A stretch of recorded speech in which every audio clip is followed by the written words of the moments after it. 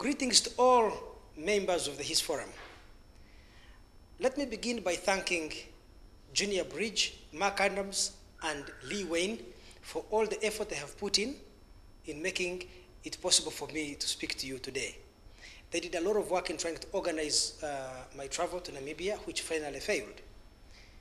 I also want to thank the HIS Forum for inviting me to be a keynote speaker at this conference of 2010. It is unfortunate that I am unable to be with you physically because of the visa requirements of passing through South Africa, a problem that we should discuss another day. And I also want to thank all the participants in this conference for lending me their ears to listen to what I have to say about the current state of affairs in Africa. As I make this speech today, I see an increasing and sustained effort on the part of sections of the international community to wrestle control of key decision-making authority from African decision makers to international institutions. For example, increasingly, Africa is losing policy and institutional space, Africa is increasingly losing institutional and policy space to make decisions about affairs that affect the African people.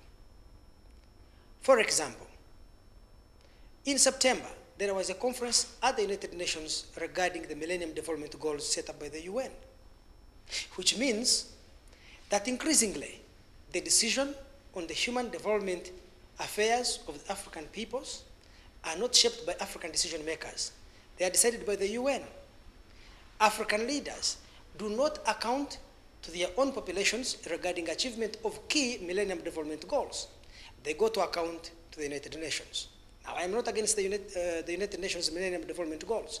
In fact, I think if you look at the list of those goals, they are very important for the human development of the African peoples. However, I think that in designing MDGs, and also in accounting whether countries have achieved those MDGs, the final authority should not rest with the United Nations. It should rest with the people of Africa. Let me take another example of economic policy framework of African countries. Increasingly today, it is the IMF and the World Bank that are deciding which policies African countries should pursue. It is not that these policies in and of themselves are bad, but sometimes they're imposed on countries without understanding and appreciating the local context. Again, we see that Africans are not the key decision makers in the policies that are aimed at their own economic emancipation. It is being done by international institutions. We can also take an example of the International Criminal Court, which is right now mandated to extend justice and punish those of our leaders who commit crimes against humanity and violate human rights. It is not that the intentions are bad, neither that the punishment is bad. It is simply that in deciding who should be punished and how they should be punished, in deciding what should be done to Africa or to a section of Africa, the key decision makers are not African peoples, but they are international institutions led by people who are non-African. And finally, also comes the question of democracy. While the demands for democracy are local, the framework of designing the solution to solve Africa's democratic deficit are not being discussed in Dakar, Kampala, and Cape Town. The solution is being drawn from a textbook based on a theory, rather is being drawn from a theory based on a textbook which was written at Harvard. And that textbook was not informed by the African reality, but possibly was written based on the reality of Western Europe or North America.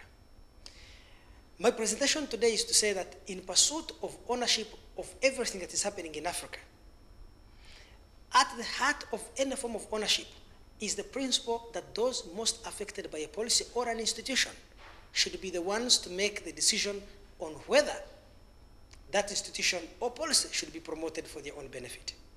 Increasingly, Africans are not active participants in their own economic and political emancipation. Increasingly, we are becoming passive recipients of international charity.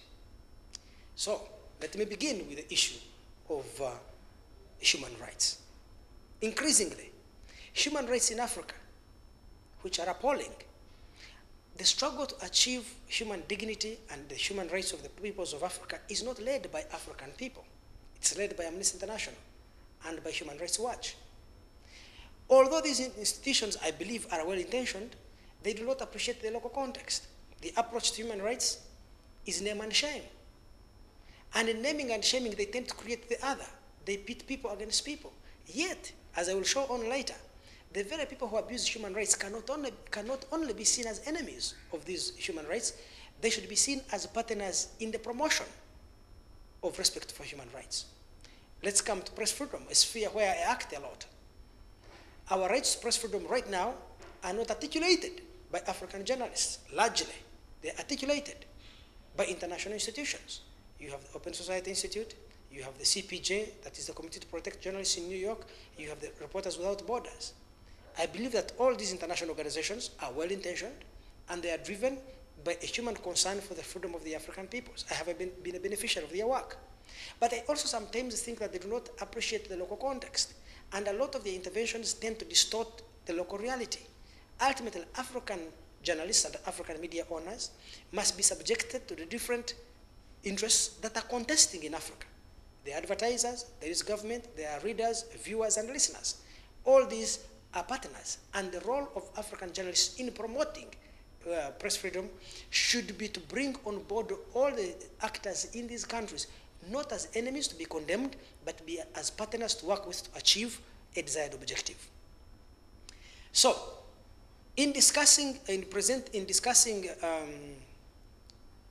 country ownership strategies, whether of information systems, of democracy, of freedom of the press, of economic policy, we should put the African peoples at the driving seat as the ultimate deciders. And I'm going to give key examples of how the resolution of many of the problems in Africa is much more complex than is presented always in international media. I'll begin with the International Criminal Court. Today, the International Criminal Court seeks to end impunity by punishing those of our leaders and warlords who commit crimes against humanity in the course of war. Among those indicted is the former president of Liberia, Charles Taylor, and the current president of Sudan, Omar al-Bashir. I'm very reluctant to support these indictments for the following reasons. And I want to look at the conflicts that were most intractable in Africa, especially South Africa, Mozambique, Rwanda, and Sudan. In 1994, or in 1990 when Nelson Mandela was released, there is something he clearly understood, that under apartheid, the white supremacists who ruled that country committed crimes against humanity. They violated the human rights of the black people. But Mandela understood that F.W. de Klerk, the president of South Africa at the time, and the entire administration of apartheid, the security services, the military services, and the police who had committed these crimes, were not enemies who should be sent to jail. They were partners who should be engaged and worked with in negotiations to end apartheid and build a free and democratic South Africa. Rather than seek to try them in the courts of law, he established the Truth and Reconciliation Commission. The aim was anybody could go there, confess their sins, and be forgiven. Was Mandela promoting impunity? Possibly.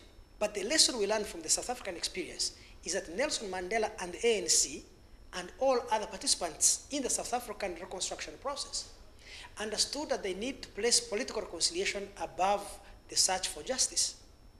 That in achieving a desired goal, sometimes you need to make tough trade-offs and complicated bargains.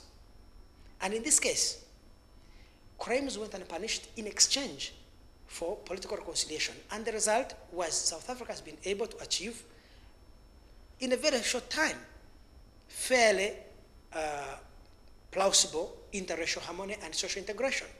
We can now move to Mozambique. During the 1970s and 80s, Mozambique was rocked by a civil war between Frelimo-led government and the Renamo rebel group, financed by the CIA using apartheid South Africa. Renamo was in every sense and form a terrorist organization along the lines of the Lord's Resistance Army in Uganda. It maimed, it killed, and it destroyed. But the leaders of Zimbabwe understood that to resolve the intractable crisis of Mozambique, they needed to treat Renamo leaders not as enemies and criminals to be sent to jail, but as partners in negotiating a future free and democratic Mozambique. They entered negotiations, and today, the leaders of Renamo Alphonse Lakama and his colleagues are respected leaders of the opposition in the parliament of Mozambique. And Mozambique is a growing economy and a democratizing nation. We can move northwards to Rwanda. Rwanda went through